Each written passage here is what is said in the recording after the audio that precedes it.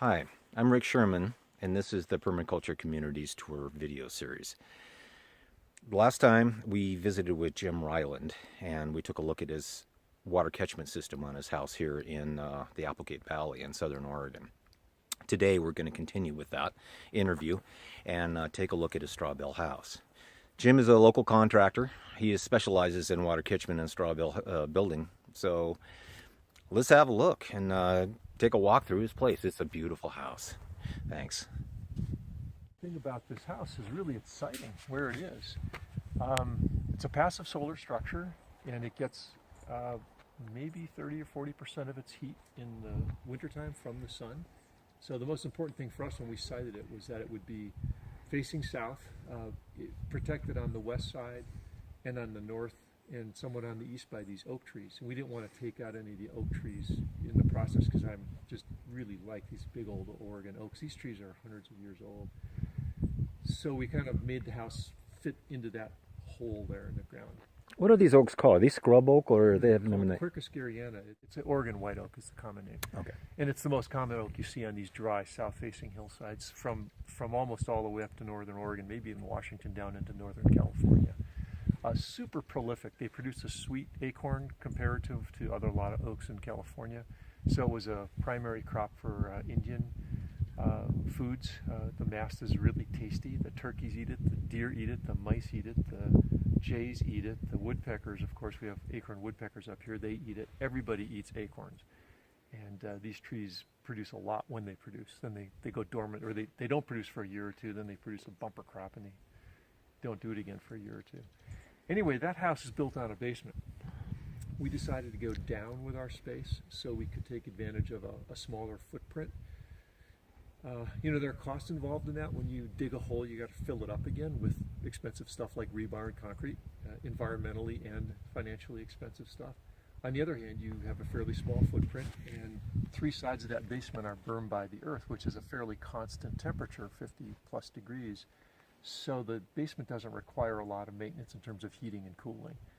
And it helps moderate the temperature in the upstairs too, because the thermal mass of the basement transfers into some cool in the summertime for the building upstairs.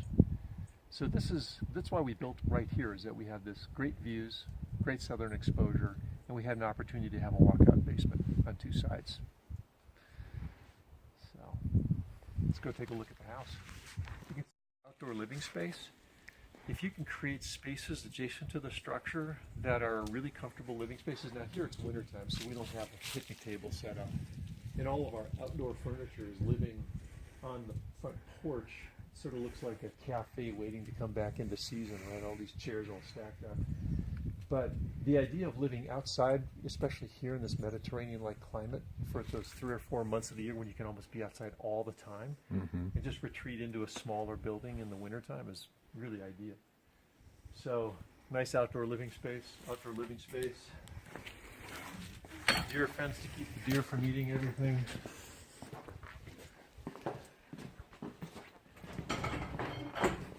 Oh, you might want to take a look at this. This is a 2-day supply of fuel for heating the house.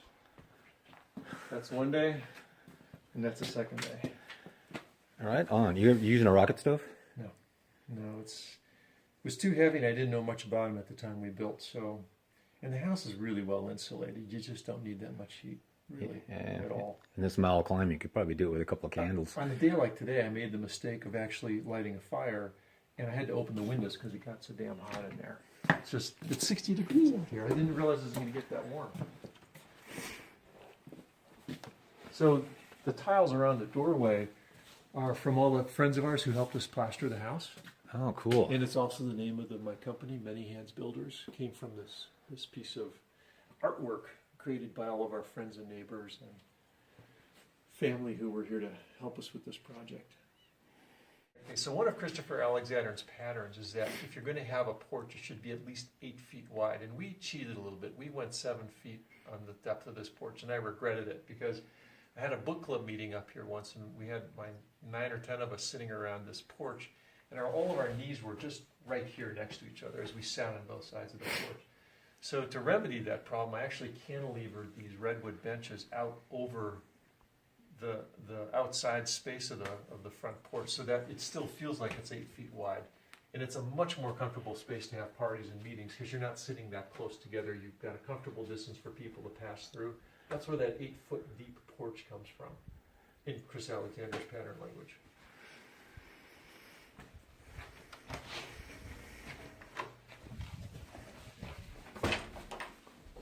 Got to catch the truth window behind you. Obligatory, right? Oh yeah. So you can see it's 1.5 inches or 2 of plaster here. This is an earth plaster with a clay finish, a clay sand finish. So an earth plaster is going to be whatever you can pull out of the soil that just happens to have some clay and some aggregate in it. And you don't know what that is until you do some testing. And so you might have to add some clay or add some sand, so when you make a panel or put it on a surface, you don't get a lot of cracking. If you're lucky and that clay and sand is just the right ratio to give you a flawless plaster that's beautiful, we call that ready mix. It doesn't happen very often. You usually have to add something like extra sand or extra clay or fiber to make it work better. Clay plasters are a little more refined. It comes out of a bag. It's usually mined and processed somewhere where they have a clay pit. It's often colored. You can get yellows and reds and more bricky color clays. Usually use a finer sand that's also been processed, washed, graded, and everything like that. So it's not quite as coarse. So what's underneath here, what you don't see, is the coarse base coat that might have cost us a total of $500 for the whole house. We didn't have any clay soil on our land, so we brought in 10 yards from somebody who was building a house in Medford, didn't want their clay soil. Brought it in, screened it, bought some plastering sand, which is coarse graded sand. Not really pretty as a finish sand, but great for an undercoat. Mixed it, put on that 1.5 inches or 2 of plaster on both sides of the house, and then we treated both sides with a more refined finish coat. The outside is lime, and the inside is this clay plaster. So that's the difference. So the way the house is designed, there's a utility room in here, laundry, take off your dirty clothes, come in the front door, which is also our back door. Throw your clothes in the laundry and then walk this way and take a shower.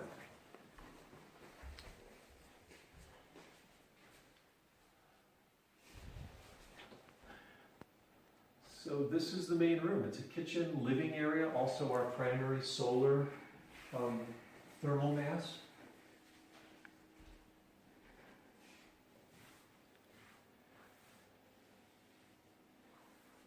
The window seats. We have 3 window seats in the house because we have the 26-inch thick walls, the 23-inch thick bills with the 1.5 inches or 2 of plaster on both sides. So when we sit down in the morning for our cup of coffee, it's always just like this, talking about the weather, talking about the day, looking at the birds as the light, at this time of year anyways, the light starts to come up. And yeah, the way the house is designed, the sun reaches all the way back to where these chairs are and soaks into this thermally massed floor. This is actually a radiant floor system, but our heating system is set way down at 60 degrees, so it doesn't really come on until it's really cold out. And once that heat from the sun gets in this building, it soaks into the floor, soaks into these walls. Some of it escapes back out the windows. But for the most part, it accounts for a 5 or 6 degree bump every day when it's sunny outside. So if we wake up in the morning at 64 degrees and it's going to be sunny that day, I won't light a fire to take it up into the 68, 69 range. I'll just let it be 64 degrees because by the time the sun is up by noon, the house is heated up 3 or 4 degrees, and it'll easily be 70 or 71 even on a cold day, just from the sun alone. And then it holds that all day? It'll hold it until about midnight, but we're already in bed sleeping by then, so we don't really care. And then we'll wake up in the morning and it's 62 or 63 or 64. We'll either light a fire to warm it up, or we'll wait for the sun to come back and light it up and warm it up. So Joy designed the kitchen to be a galley kitchen. She has foodstuffs stored in the pantry back there, and there's a cleanup sink back there, and then the prep sink, refrigerator. The only gas appliance we have in the house is this gas range here, are all where she creates her magical things. She's like Erin, she can do a lot of wonderful things in the kitchen. So that steel stove is a small stove. It's rated for an I think it's rated for a 600 square foot conventional house, but we're right now in approximately 800 feet of space. It's 1,000 square feet of space if we consider the wall thickness, which you do when you describe a house. 1,000 square foot house includes the thickness of the walls. But because our walls are 2 feet thick, we only get about 800 square feet out of this upstairs, and that stove is way capable of heating that in about an hour. It'll take this house from 63, 64 to 70 like that. It doesn't take long. With our 50 plus ceiling insulation, and then the walls function as roughly our 30 in the thermal mass. It's pretty good. This does pretty good at throwing light, eh? We added the skylights at the last minute. They're not in the building plans, but we decided that the extra light from above was kind of nice. Mm-hmm. It's nice to have light from two sides when you're designing a structure, and with small buildings it's hard not to do this because you have a wall and almost every room has a corner. But having light coming in from two sides and above is even better. It just gives a real nice feeling in the room. So then, the bedroom. It's like most bedrooms, people mostly sleep in them, so it's not very large. It's of course, an entire tiny house could fit in this one bedroom, but as conventional houses go, it's pretty small. Oh man, this is definitely my goal is to, well, it's always been a 600 square foot, 2-story straw bale. Yeah. Or probably at this point, I'm kind of getting used to the idea of going even less. I'm living on 100 square feet in that bus right now, so. And it works. Yeah. Yeah. No, I'm working with a guy up in Portland who's doing a 200 square foot straw bale house. Exterior measurements, so it's a tiny house. Well, that's like the one we built by George. Yes, exactly. Yeah. Exactly. I mean, he's probably doing it somewhat to escape the code requirement that if it's over 200 square feet, he gets a permit. But he wants to see if it can be done. And if you can live in a trailer, or a mobile home, you can live in a 200 square foot building. Yeah. I have found it really fascinating since I came down here in an RV-like vehicle, how many people are living here. Yeah. And have, I keep talking to people, oh yeah, we've been here for about 14 years. Right. Living in this down by the river. Debt-free. When we built this house, we both had corporate jobs. My wife still has a corporate job, so you can afford certain things when you have a corporate job. But if you decide that that's not your world and you want to do something different and you don't have the kind of money a bank wants you to have to give you a big construction loan, you make do with less. Yeah. And that's just the way it is. And I think that's the way, that's what the new normal is and should be. Mm-hmm. I don't know if it is yet, but it should be, because frankly, we all have too much space. Are you off or are you on? I'm going to admit something here. I think our house is too big for two people. The average American home today is 2,700 square feet. And that's the average American home, conventional, whatever. 2,700 square feet. And 50 years ago, the average American home was 900 square feet. Family sizes 50 years ago had an average number of 4 people in them. Today it's 2. Small homes, more people, versus large homes, fewer people. And all I can think that changed was that today we think we need to house our stuff. We have more stuff, and so we need a bigger space for all of our stuff. And if that's a result of consumer culture influencing us all these years and being drummed into our heads that unless you have a 3-bedroom house, or unless you have 2 cars, or unless you have, fill in the blank, all the stuff, the trappings of success in our society, what we define as success, yeah, you need a big house for all that stuff. But if you want to get off of that treadmill and do something much more sustainable, a small home is definitely on that map, that roadmap to that journey towards what I think is going to be the new normal. I hope so anyway. Yeah, basically my concept is like a fair-sized bedroom and kitchen and living space in one room, right, and plenty of outbuildings. Right. Well, so because you need the shop, I should show you the pictures of it. I'll bring my laptop over. Okay. Show you some pictures. The house I just finished last year, John and Marie's house, is 890 square feet.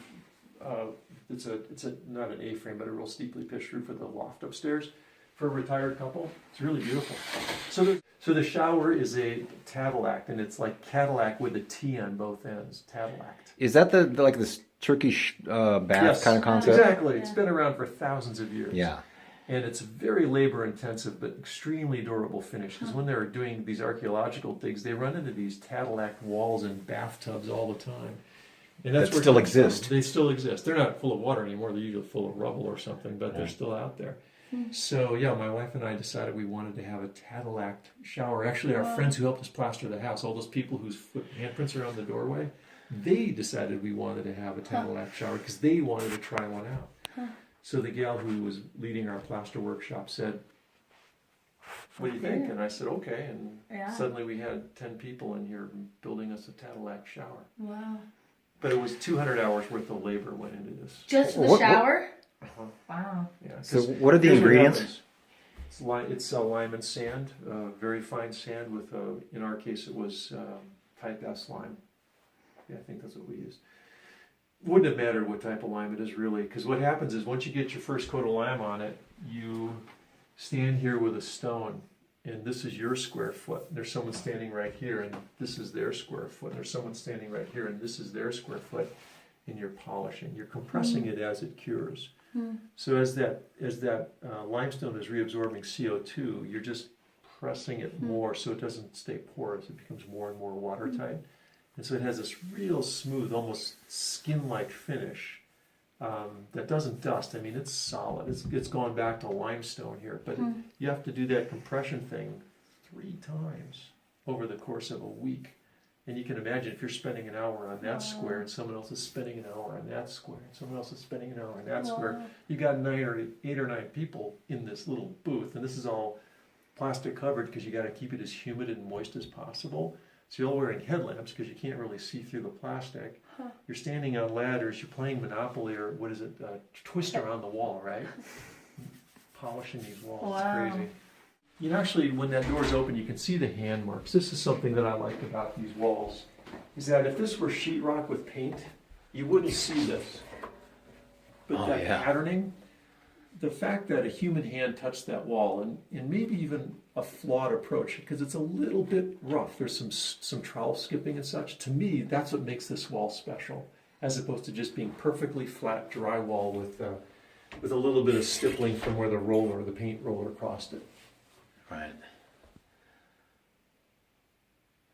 All right. Well, thank you, Jim. This has just been tremendous. It was like my first effort at this thing, at this concept. It's like have somebody so articulate is great. Yeah, I'm happy to help out.